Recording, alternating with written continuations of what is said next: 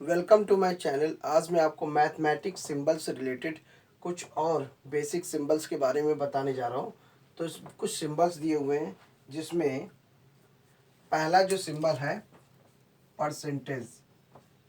तो ये वाला जो सिंबल होता है ये परसेंटेज को रिप्रेजेंट करता है। यदि किसी भी नंबर्स को हमें परसेंटेज के फॉर्म में लिखना होता है तो उसके आगे ये वाला सिंबल लगा देने से वो परसेंटेज में कन्वर्ट हो जाता है। अब ये वाला जो सिंबल होता है ये वाला फैक्टोरियल वाला सिंबल होता है, इसे हम फैक्टोरियल से रिप्रेजेंट करते हैं। और नेक्स्ट जो है ये इन्फिनेटिव है, इन्फिनेटिव। इन्फिनेटिव अगर किसी भी संख्या को इन्फिनेटिव तक का रिप्रेजेंट करना है तो लास्ट में ये रिप्रेजेंट कर देने से वो इन्फिनेटिव तक पहुंच जाता है। ठीक है। अब यहाँ पे अगर किसी भी एंगल्स को अगर हमें दिखाना है, जैसे कि ट्रिग्नोमेट्री में या किसी भी फिगर को, या ट्रायंगल हो गया या कोई भी चीज़ है, एंगल में रिप्रेजेंट करना है तो यहाँ पे ये जो है सिंबल, ये वाला जो सिंबल होता है इसे हम अल्फा से रिप्रेजेंट करते हैं। और ये वाला जो सिंबल होता है इसे हम बीटा बीटा से रिप्रेजेंट करते हैं। और ये वाला जो सिंबल होता है इसे हम गामा गामा से रिप्रेजेंट किया जाता है। और ये वाला जो सिंबल होता है इसे हम डेल्टा से रिप्रेजेंट करते हैं। ये चीज़ है। अब ये वाला जो सिंबल है, एक ये वाला जो सिंबल है ये एंगल से है, इसे हम थीटा से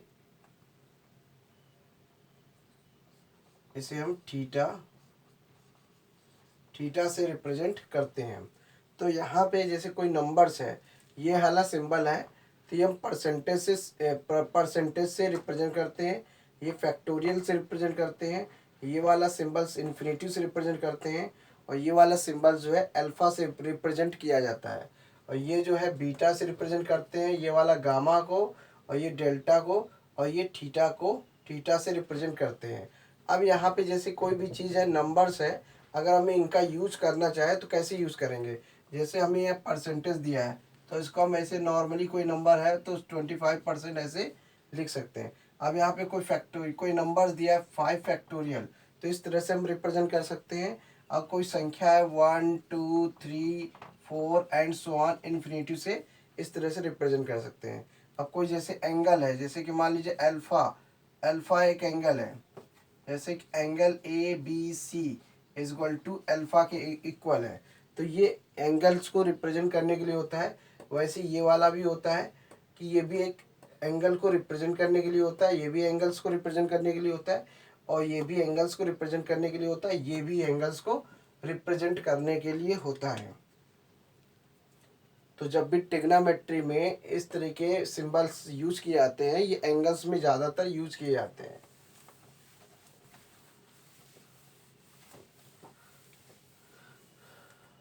अब कभी कभी क्या होता है, इस तरह से एक सिंबल होता है प्लस माइनस, तो कहीं कहीं पे प्लस माइनस लगा होता है तो उसकी वैल्यू मतलब होती है या तो प्लस में उसका आंसर होगा या तो माइनस में उसका आंसर होगा, या दोनों में उसका आंसर होगा। जैसे कि हम आपको ये समझाते हैं, जैसे ये दिया है 25, और 25 का जो स्क्वायर रूट होगा वो प्लस माइनस इस फॉर्म में भी आ सकता है। प्लस माइनस यानी कि जब भी किसी भी स्क्वायर रूट का अगर हम वैल्यू निकालते हैं तो उसका आंसर प्लस में भी होता है और माइनस में भी होता है, इसलिए प्लस माइनस से 100 रिप्रेजेंट करते हैं। -5 का स्क्वायर करेंगे तो 25 ही आएगा, और +5 का भी स्क्वायर करेंगे तो भी 25 आएगा। इसलिए 25 का जब स्क्वायर रूट निकालेंगे तो निगेटिव में भी आंसर आता है और 25 का स्क्वायर रूट प्लस में भी आता है, इसलिए ऐसे में हम इसको प्लस माइनस से रिप्रेजेंट करते हैं इस तरीके से।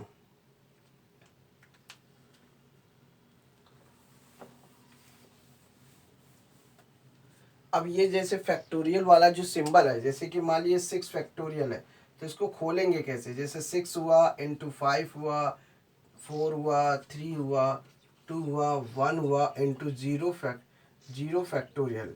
अब इस तरह से नंबर्स, इस तरह से इसकी वैल्यू निकाला जाता है, 3 इंटू 2 इंटू 1 और इंटू 1।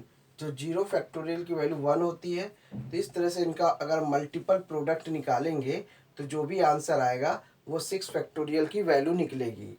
ये हो गया 6 फैक्टोरियल के हिसाब से ये निकाला जाता है। अगर मान लीजिए कोई भी नंबर है, इसे हम n फैक्टोरियल से रिप्रेजेंट कर रहे हैं, तो अब इसको हम कैसे समझेंगे?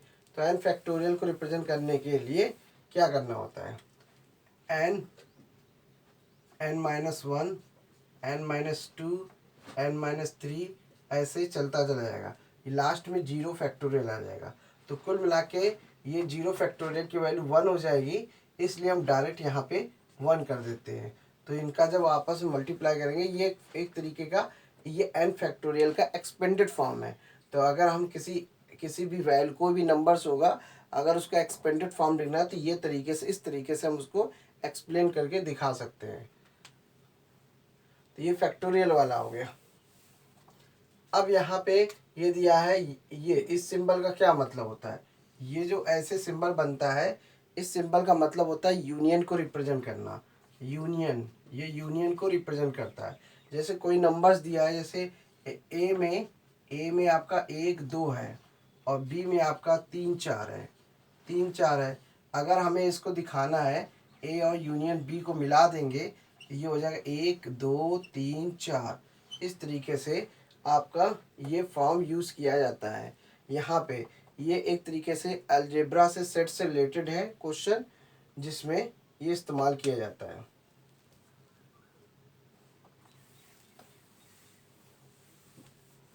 अब ये वाला जो सिंबल होता है, ये वाला जो सिंबल होता है इस तरीके, इसे बोलते हैं इंटरसेक्शन। ये इंटरसेक्शन को रिप्रेजेंट करता है। अब इंटरसेक्शन क्या होता है? दो सेट आपको गिवन होंगे, जिसमें से दोनों में जो कॉमन होगा वही आपका इंटरसेक्शन कहलाएगा। जैसे ए दिया है, ए सेट में 1 2 3 दिया है और बी सेट में आपका 3 4 5 दिया हुआ है। अब आपको ए इंटरसेक्शन बी निकालना है।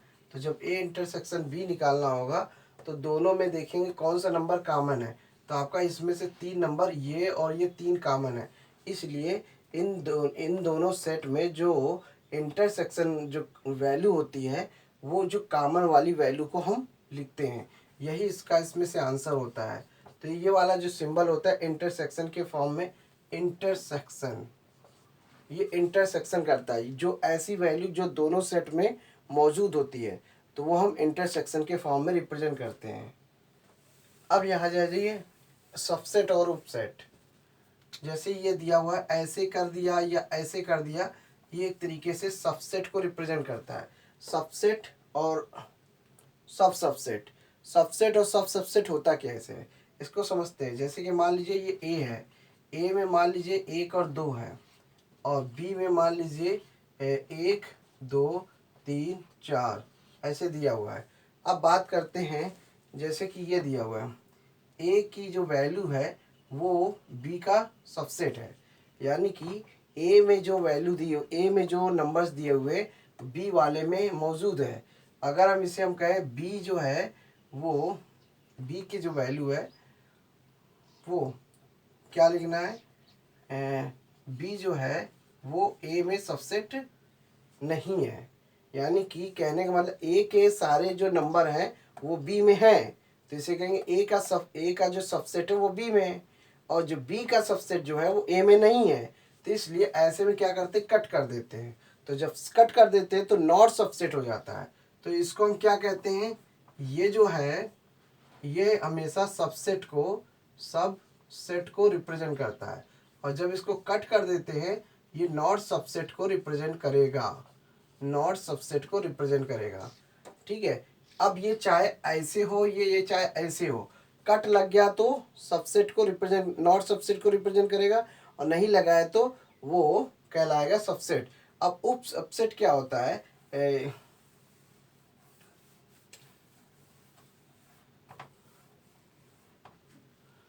ये चीज़ आपका हो गया, यूनियन हो गया, इंटरसेक्शन हो गया, सबसेट हो गया।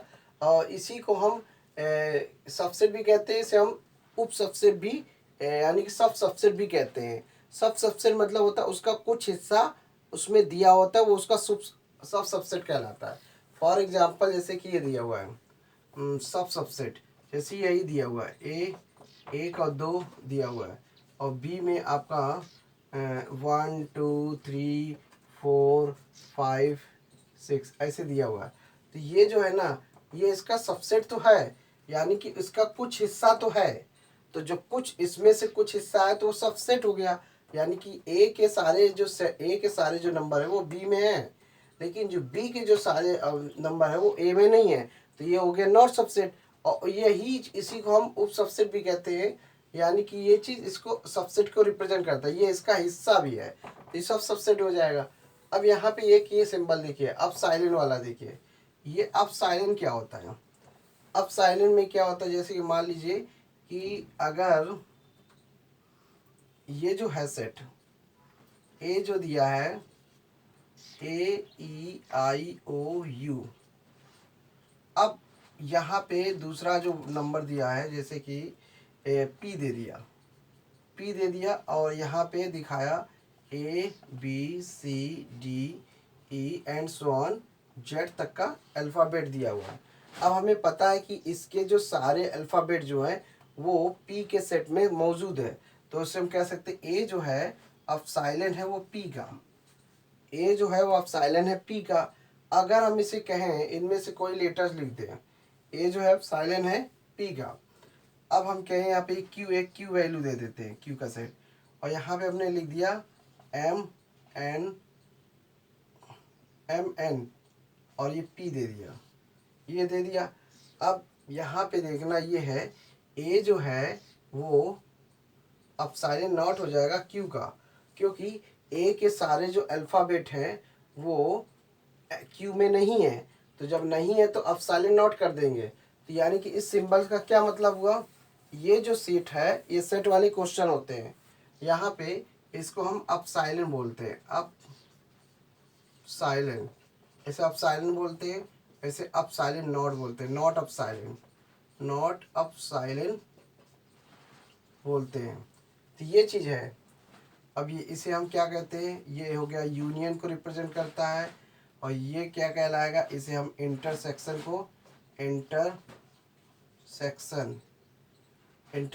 को रिप्रेजेंट करता है, और ये जो है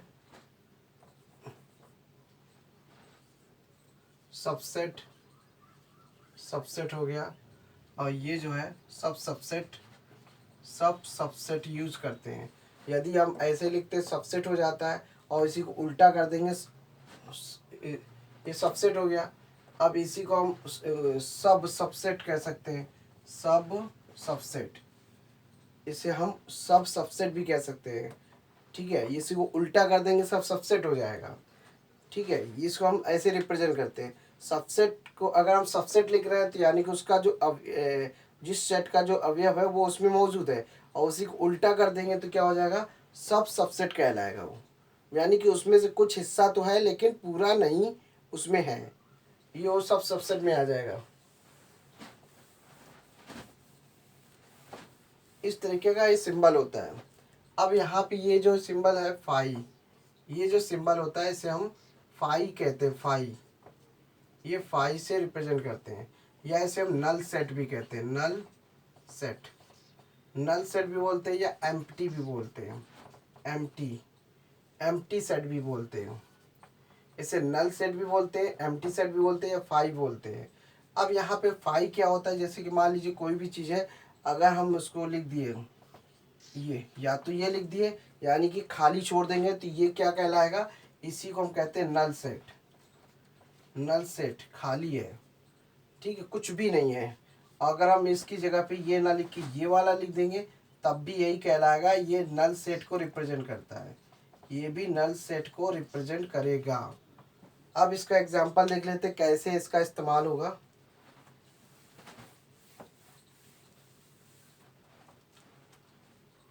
जैसे कि ए में ये दिया हुआ है 1 2, बी में दिया है 3 4, ठीक है। अगर हम इसका हमें निकालना है इन दोनों में कॉमन, जैसे अगर हमें इंटरसेक्शन बी निकालना है तो इनमें से कॉमन सेट क्या बनेगा, कॉमन सेट खाली बनेगा, यानी कि नल सेट, या इसको हम ऐसे रिप्रेजेंट कर सकते हैं, खाली एम्प्टी सेट भी बोल सकते हैं, या इस तरह से रिप्रेजेंट।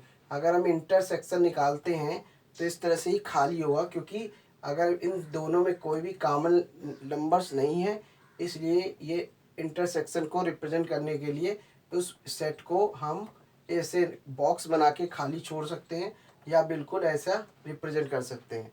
ये नल सेट को रिप्रेजेंट किया जाता है। अब कुछ ऐसे ब्रैकेट होते हैं जिसका इस्तेमाल हम लोग किसी भी दिए गए नंबर्स को सॉल्व करने के काम आता है, या अलजेब्रा बेस पे ऐसे ब्रैकेट का इस्तेमाल करते हैं। जैसे कि अगर ये वाला ब्रैकेट है, इसे बोलते हैं स्मॉल ब्रैकेट, इसे हम स्मॉल ब्रैकेट बोलते हैं। ये स्मॉल ब्रैकेट होता है। और यदि ऐसा ब्रैकेट मिलता है, इसे हम बोलते हैं बिग ब्रैकेट, बिग या स्क्वायर ब्रैकेट भी कहते हैं। ये जो है स्क्वायर ब्रैकेट से रिप्रेजेंट करते हैं इसको। अगर ऐसा अगर इस तरीके से अगर दिया है, तो इसे हम बोलते हैं कर्ली ब्रैकेट, कर्ली ब्रैकेट कहते हैं। कर्ली ब्रैकेट भी बोलते हैं, कहीं इसको मिडिल ब्रैकेट भी कहा जाता है, मिडिल ब्रैकेट, इसको हम मिडिल ब्रैकेट भी कहते हैं। अब यहाँ पे ये देखिए, कुछ ऐसा भी होता है, कभी कभी ऐसे लिख के ये ऊपर एक लाइन खिंच जाती है, ऊपर एक लाइन खिंच जाती है, इसको, इस सिंबल को कहते हैं लाइन ब्रैकेट, लाइन ब्रैकेट, या इसे हम बार ब्रैकेट भी कहते हैं, बार ब्रैकेट। तो इस वाले सिंबल को स्मॉल ब्रैकेट कहते हैं, इस वाले सिंबल को बिग या स्क्वायर ब्रैकेट कहते हैं, इसको हम कर्ली ब्रैकेट भी बोल सकते हैं या मिडिल ब्रैकेट भी कह सकते हैं। और जब किसी अल्फ़ाबेट के ऊपर इस तरह से लाइन बनी होती है, उसे हम लाइन ब्रैकेट भी बोल सकते हैं या बार ब्रैकेट भी कह सकते हैं।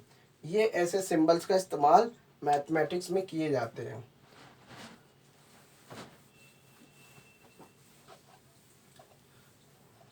जब किसी का रेट अगर बताना होता है, जैसे कि कोई भी दाम है, किसी भी चीज़ का दाम है, तो उसके उस दाम को रिप्रेजेंट करने के लिए इस तरह से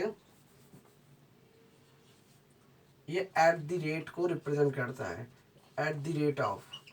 जो एट द रेट ऑफ मतलब किसी भी चीज़ की वैल्यू को इस तरीके से हम रिप्रेजेंट करते हैं, एट द रेट ऑफ आ जाता है। अब यहाँ पे एक ये है, एक इस तरीके से, और एक इस तरीके से। इसको कहा जाता है स्लीपिंग लाइन। ये आपका स्लीपिंग लाइन है, और इसको कहते हैं स्टैंडिंग लाइन, स्टैंडिंग लाइन। इसको कहते हैं स्लैंटिंग, स्लैंटिंग, इसे है स्लैंटिंग लाइन कहते हैं।